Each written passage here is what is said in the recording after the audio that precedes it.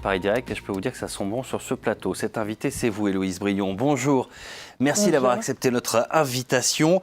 Selon le lieu où on nous regarde dans le monde, si vous êtes au petit déjeuner, que diriez-vous ce matin d'un cake aux clémentines et aux pistaches, au déjeuner d'aubergines rôties au citron confit, capre et pistache, ou au déjeuner d'un velouté de potiron, courge, spaghetti, crostini de cèpe? C'est une partie des recettes que vous proposez, notamment dans votre livre que vous venez de sortir chez Flammarion, qui s'appelle Chez Miss Maggie's Kitchen.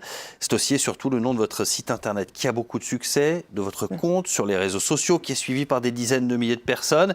Vous êtes ce que certains surnomment une foodie star. Alors, moi, je ne suis pas très fan de ce site, de ce terme foodie star. Ouais. D'abord, expliquez-nous le concept de Miss Maggie's Kitchen. Qu'est-ce que c'est ? Miss Maggie's Kitchen, c'est basé sur le partage, la convivialité et surtout, je me suis rendu compte que beaucoup de femmes, en tout cas, qui m'écrivent, ont certains complexes par rapport à la cuisine, faire des recettes, faire leur propre pâte à tarte, etc. Donc j'ai envie de décomplexer un peu ces personnes et leur montrer que ça peut être simple et que c'est un plaisir. Oui, parce que la mode en ce moment, c'est des émissions de télé avec les plats très très sophistiqués qui demandent beaucoup de préparation. Vous, c'est plutôt un retour à des choses plutôt simple, je dirais presque aux recettes de grand-mère. Exactement, très simple, de saison, locale, quand c'est possible quand même. Je ne cherche pas forcément la perfection visuelle, mais quand c'est bon, quand on y met de l'amour et son cœur, voilà, ça fonctionne.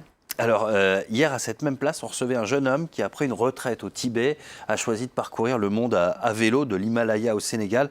Vous, c'est après un voyage en Inde que vous avez décidé de changer de vie. Racontez-moi.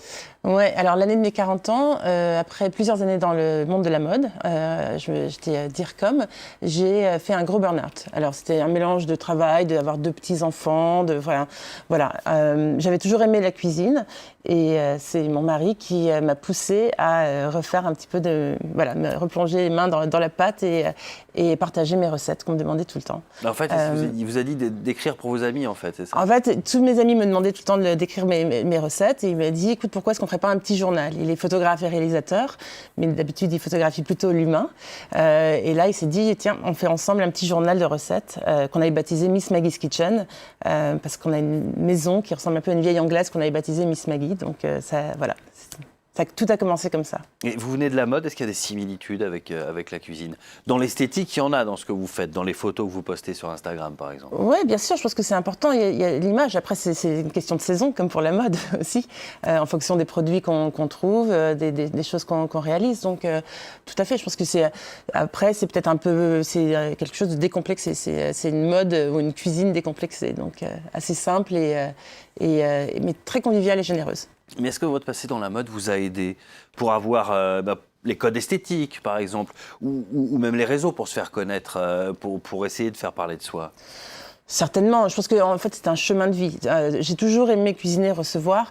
C'est vrai que les années dans la mode et d'organiser des événements, etc., de faire beaucoup d'organisation, de prise de vue pour des campagnes de pub, etc., forcément, ça aide ensuite à avoir un œil sur l'image qu'on souhaite donner à une marque. Avant de créer ce site internet, ce livre, est-ce que vous alliez sur les sites de cuisine ou les comptes dédiés sur les réseaux sociaux ? Pas du tout. Pas du tout ? Pas du tout. Et j'y vais encore très peu finalement. J'y vais très très peu. Non, en fait, j'ai toujours suivi un peu mon instinct et j'ai fait les choses de mon côté. Non, c'était pas forcément quelque chose que je recherchais particulièrement. Et vos recettes, elles vous venaient d'où ? Moi, je pense que c'est l'influence. Je suis française, mais j'ai grandi aux États-Unis et j'ai eu la chance de beaucoup voyager à travers le monde. Alors en Inde, mais au Sénégal aussi, en Amérique latine, en Asie. Et je pense que tout ça a forcément une influence un petit peu sur la cuisine que je réalise aujourd'hui. Alors il y a donc à la base le site internet, puis les réseaux sociaux, puis une boutique en ligne, puis un kit envoyé avec vos recettes. Aujourd'hui, il y a ce livre. Comment est-ce que vous vivez le succès en ce moment ? En fait, comme tout cela n'était pas du tout prévu. Donc j'ai l'impression qu'à un moment donné, les planètes se sont un peu alignées. Et donc c'est au jour le jour. Et je fais les choses de façon spontanée. Je suis ravie des rencontres que je peux faire en ce moment, surtout lors des signatures du livre. Mais c'est vrai que c'est au jour le jour. J'en profite et j'ai beaucoup de gens qui sont bienveillants et de gentils messages. Donc ça fait du bien. C'est plutôt agréable. Et puis il y a ce boom aussi des blogs de cuisine. On parlait de la mode des émissions de cuisine, mais ça va bien au-delà. Maintenant, il y a donc les comptes sur les réseaux sociaux qui sont de plus en plus suivis. Est-ce que finalement, vous n'êtes pas en train de remplacer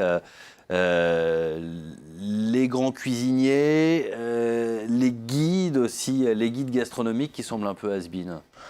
Je ne sais pas, je pense que chacun a sa place et son importance. C'est vrai que j'ai beaucoup d'admiration pour tous les chefs. Moi, j'ai pas de formation en cuisine. Je fais vraiment, Ouais. c'est l'école de la vie. Donc c'est en essayant, en faisant. Il y a des moments où il y a des loupés, d'autres où c'est bon du premier coup. Mais je pense que je remplace pas forcément. C'est autre chose. C'est une autre proposition. C'est finalement plus un art de vivre qu'un simple site?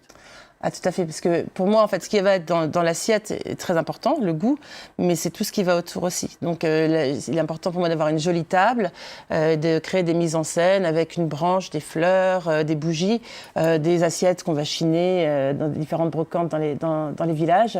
Je pense que c'est un tout. Oui, c'est très voyage. visuel ce que vous faites.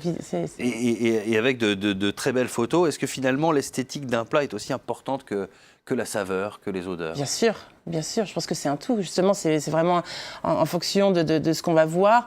Alors, c'est vrai que moi, j'aime bien ne pas trop transformer les aliments. Je trouve que c'est toujours agréable de savoir ce qu'on mange. Donc, je ne suis pas très verrine et petite cuillère de cocktail.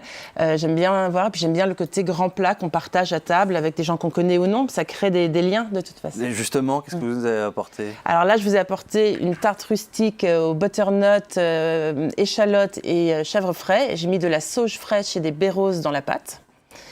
Et je vous ai apporté aussi un cake à la fleur d'oranger que mes enfants adorent. D'accord. Alors moi, je suis plutôt salé, donc je pense que je vais partir là-dessus. Je sais que vous êtes invité sur le plateau anglais de France 24. Bien sûr. On va peut-être tout manger avant eux, tant pis pour eux. Pas de problème, j'en mets en cuisine.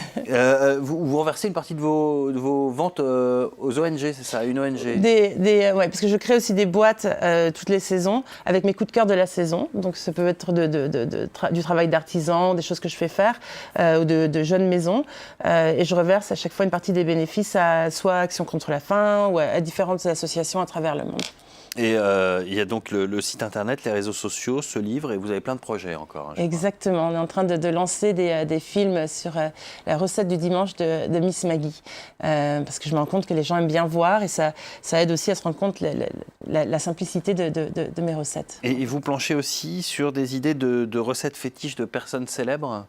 Il y a des choses comme ça, tout à fait. J'aurai quelques invités intéressants.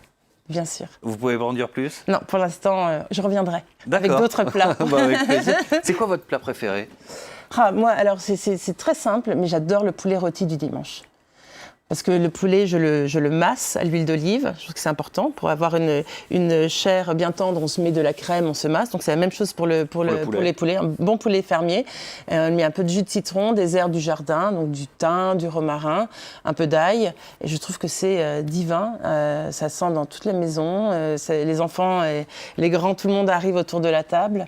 Avec une bonne purée infusée aux herbes, c'est parfait. Quel conseil vous donneriez à quelqu'un qui n'a pas l'habitude de faire la cuisine et qui voudrait se lancer dans des plats conviviaux? Je pense qu'il faut essayer déjà alors, suivre une recette et ensuite se l'approprier. Donc, c'est de faire des choses simples. Moi, c'est vrai que je travaille avec très peu d'ustensiles, de robots. Enfin, je fais vraiment avec mes mains beaucoup de choses. Et c'est de suivre un petit peu les étapes et ensuite d'essayer des choses. Il faut essayer. Mais souvent, quand on a des bons produits, c'est un jeu d'association et ça peut être que bon. Voilà, et on respecte bien la recette pour ne pas se louper aussi. Oui, alors les quantités quand même. Oui, au début, mais ensuite, je pense que c'est bien de suivre aussi un petit peu ce qu'on ressent. Merci. Comme les grands-mères. Merci beaucoup Héloïse Brion. Je rappelle que donc vous avez créé ce site Miss Maggie's Kitchen et vous êtes donc l'auteur de ce livre qui sort en ce moment chez Miss Maggie's Kitchen, qui est sorti chez Flammarion. Exactement. Merci beaucoup d'avoir été notre invité. Je propose maintenant de déguster. Bien sûr. On se retrouve dans un instant pour la suite de Paris Direct. À tout de suite.